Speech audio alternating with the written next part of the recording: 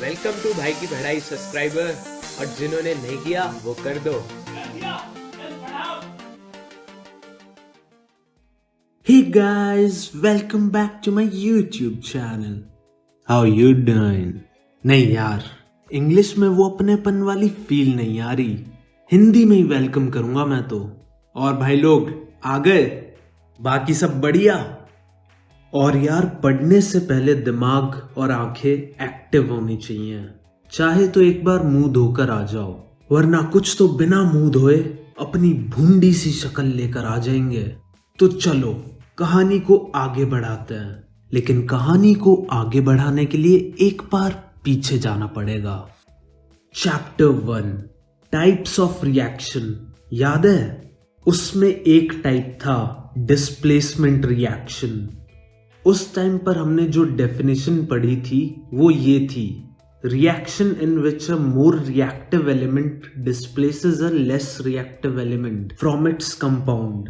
तो इधर जो दो एलिमेंट की बात हो रही है वो असल में दोनों मेटल्स हैं, और जो कंपाउंड है वो लेस रिएक्टिव मेटल का एक सॉल्ट होता है। अच्छा, तो जनरल इक्वेशन लिखेंगे तो ये बनेगी, more reactive metal plus salt of less reactive metal gives salt of more reactive metal plus less reactive metal. अच्छा, तो मैं रिएक्टेंट्स लिख रहा हूं, तुम प्रोडक्ट्स बताना। Zn प्लस CuSO4 गिव्स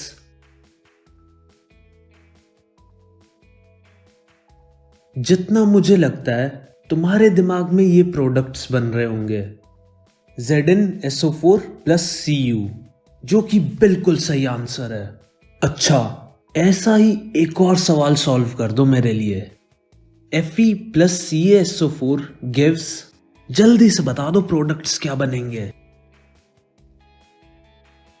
तुम सोच रहे होगे कि प्रोडक्ट बनेगा FeSO4 प्लस Ca, जो कि बिल्कुल गलत जवाब है।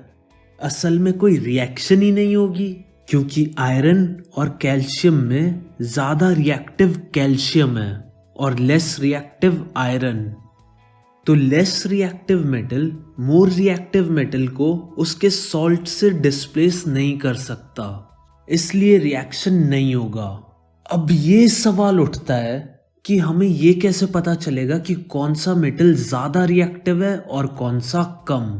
तो दोस्तों, एक रिएक्टिविटी सीरीज होती है जो मैं अभी लिख रहा हूं, इजी पीजी है, याद कर लेना। अब तो तुम बड़े प्यार से बता सकते हो कि दिए हुए दो मेटल्स में ज्यादा रिएक्टिव कौन होगा। ये सीरीज बहुत इंपॉर्टेंट है, इसको किसी भी हालत में याद कर लो। मैं बता रहा हूं, इस कॉन्सेप्ट से रिलेटेड सवाल आने के पूरे चांसेस हैं।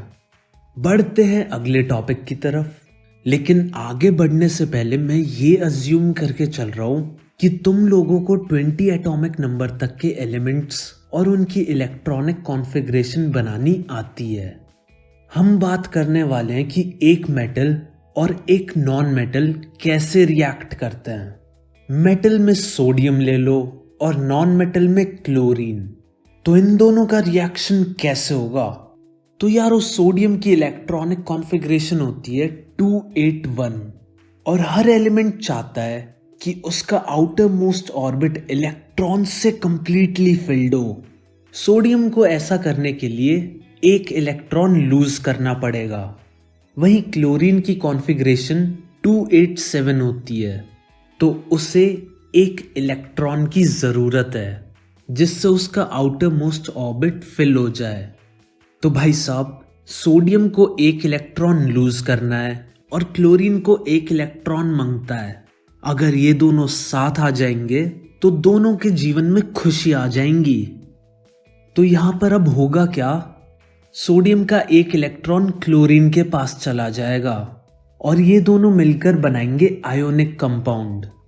इलेक्ट्रॉन के इस लेन देन से सोडियम पॉजिटिवली चार्ज हो जाएगा और क्लोरीन नेगेटिवली।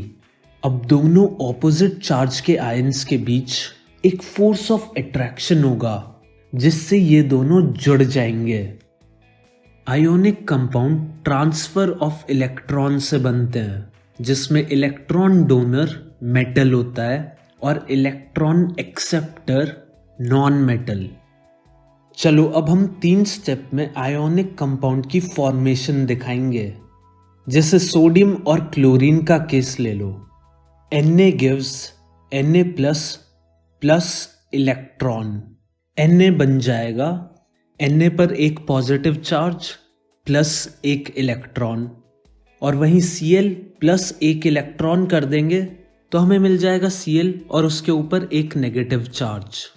और अगर अब हम इन दोनों इक्वेशन को मिला देंगे तो हमें मिलेगा Na plus Cl gives Na plus charge, Cl negative charge. और देखो बन गया सोडियम क्लोराइड। एग्जाम में तुमको कोई आयोनिक कंपाउंड दे देंगे और तुम्हें ऐसे ही 3 स्टेप में उनकी फॉर्मेशन दिखानी होगी। एक और एग्जाम्पल ले लो, MgCl2।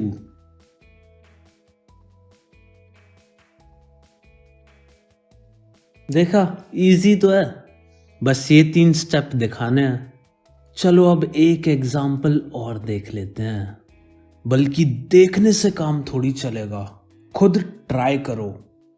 पर कई बच्चे ऐसे हैं जो अभी सिर्फ समझने की कोशिश करेंगे और सीधा एग्जाम में पेन उठाएंगे, उससे पहले नहीं, और वो पेन भी दोस्त से मांगा हुआ होगा। चलो जो समझदार बच्चे हैं वो Na2O की फॉर्मेशन शो करो जल्दी से। जल्दी जल्दी जल्दी जल्दी जल्दी जल्दी कर लिया। चलो तो अब देखते हैं सोडियम ऑक्साइड की फॉर्मेशन कैसे होगी। सबने ऐसे ही ड्रॉ किया है ना? गुड, बढ़िया है, ऐसे ही लगे रहो। अब बात करते हैं आयोनिक कंपाउंड्स की प्रॉपर्टीज की। पहला पॉइंट है फिजिकल नेचर। तो आयोनिक कंपाउंड सॉलिड स्टेट में होते हैं और हार्ड भी, क्योंकि पॉजिटिव और नेगेटिव आयंस के बीच एक स्ट्रॉन्ग फोर्स ऑफ अट्रैक्शन होता है। दूसरा पॉइंट, आयोनिक कंपाउंड्स के मेल्टिंग और बॉइलिंग पॉइंट हाई होते हैं, क्योंकि उन कंपाउंड्स के स्ट्रॉन्ग इंटर आयोनिक अट्रैक्शन को ब्रेक करने के लिए अच्छी खासी एनर्जी चाहिए। बॉन्ड स्ट्रॉन्ग है तो एनर्जी भी स्ट्रॉन्ग चाहिए होगी ना ब्रेक करने के लिए, सही बात। चलो फिर तीसरे पॉइंट पर, सॉल्युबिलिटी। तो आयोनिक कंपाउंड्स वाटर में सॉल्युबल होते हैं, वहीं केरोसिन और पेट्रोलियम इनसॉल्युबल। अब आते हैं fourth point, conduction of electricity. तो यार कंडक्शन ऑफ इलेक्ट्रिसिटी तभी पॉसिबल है जब चार्ज्ड पार्टिकल्स या आयंस की मूवमेंट हो।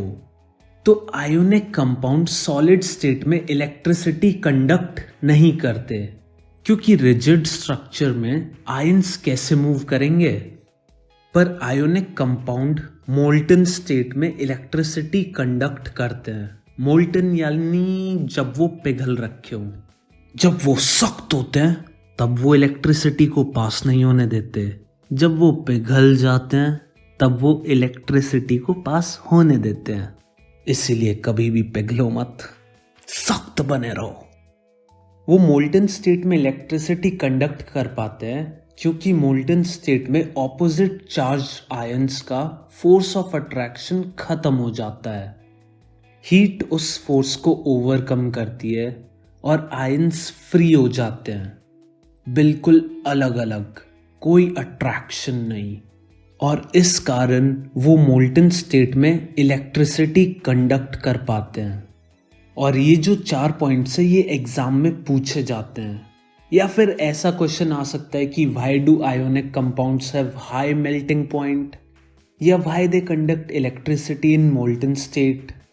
तो तुमको प्रॉपर्टी के साथ रीजन भी पता होने चाहिए।